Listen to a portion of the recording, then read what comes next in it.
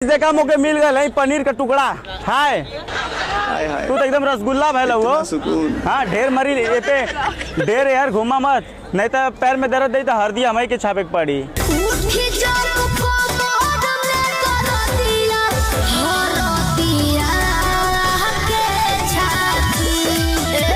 Your name so cute. You are from Switzerland. अच्छा तो यार घूमने आलो ना, अगर केहू कुछ बोली तो खाली तू बोलिया एक ऑर्डर पे मर्डर करवाई।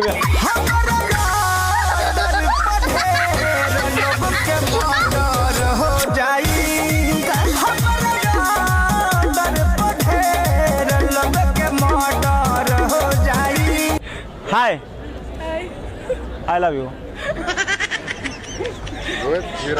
बाय।